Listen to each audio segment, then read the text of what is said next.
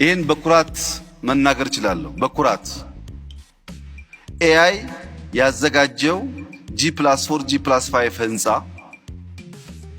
ለስታርታፖች 3 ወር 4 ወር 5 ወር እዛ ተቀምጠው መብራት ሳይሉ ቤት ክራይ ሳይሉ ኮምፒውተር ሳይሉ የተሻለ ዕውቀት ካለበት ቦታ ያመጣ የልጆቹን ሐሳብ ፍሬያማ እንዲሆን አብቅቶ ከፕሮዳክት ጋር ግራጁዌት እንዲያደርጉ አንድ ብር ሳይከፍሉ ማለት ነው የማድረግ ዝንባሌ በዚህ ዙሪያ ያላችሁ ሰዎች በድፍን አፍሪካ ብትንቀሳቀሱ አታገኙም። እንደ ያለ ነገር አታገኙም።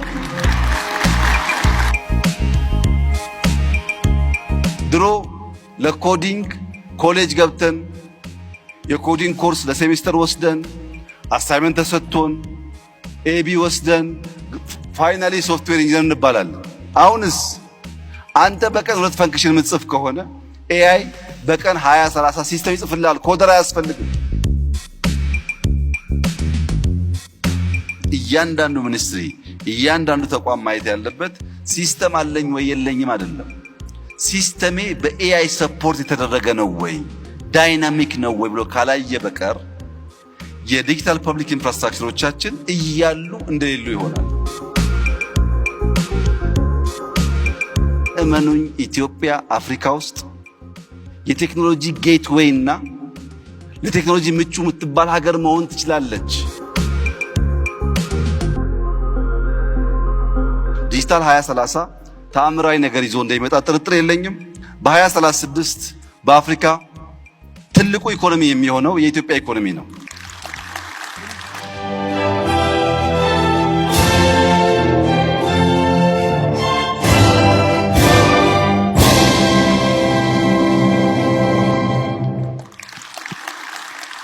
ኢንዱስትሪ ከጪስና ከብረት በተጨማሪ ቺፕስና ዳታን ያካትታል።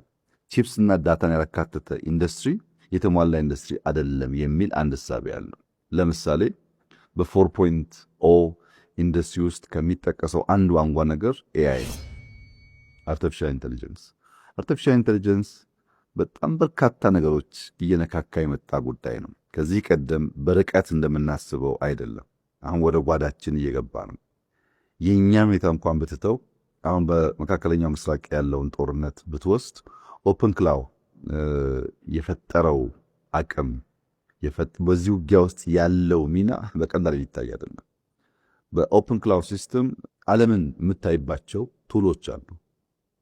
የዓለምን የኤር ትራንስፖርት እንቅስቃሴ ምንም ብዙዎች ሳታወጣ ሲሲቲቪ ካሜራን በመጠቀም በብዙ ሀገራት ያለን የትራንስፖርት ሲስተም ለማየት ብዙ መረጃዎች ከማታቃቸው ኦፕን ሶርሶች ሰብስቦ አናላይዝ አድርጎ ላንተ ለዲሲሽን ለውሳኔ በሚያግዝ መንገድ የማቅረብ አቅሙ አንቢሊቨብል በጣም ለማመን ያስቸግራል። ኤአይ ሌላውን ትተህ በአንዳንድ ዓለም አቀፍ ተቋማት ውስጥ 10 የቦርድ አባላት ካሉ አንድ ድምፅ አልባው ቦርድ አባል ኤአይ ነው። ለምሳሌ በእኛ በኤአይ ዩኒቨርሲቲ ውስጥ ራሱ ኤአይ የቦርድ አባል ነው። ቦታ አያደርግም፣ ግን በምንከራከርባቸው አጀንዳዎች በሙሉ ኮሜንት ያደርጋል፣ ሐሳብ ይሰነዝራል። በዚህ ሐሳብ ተንተርሰው የቦርድ አባላት ተወያይተው ውሳኔ ያሳድራሉ። ምን ማለት ነው? ስለምንም ጉዳይ ብትጠይቀው ካንተ የተሻለ በፈጠነ ጊዜ ውስጥ መልስ አለው።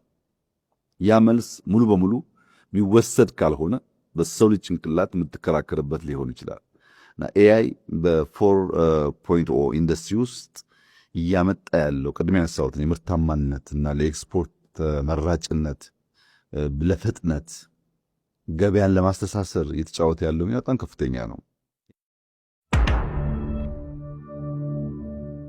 In 2020 Ethiopia established Africa's first artificial intelligence institute.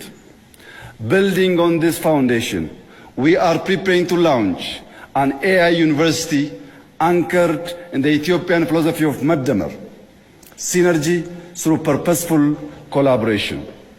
This institution will unite human values with machine intelligence, local context with global relevance, and scientific rigor with applied impact. It will ensure technology drives growth and position Africa as a global contributor in the age of intelligence.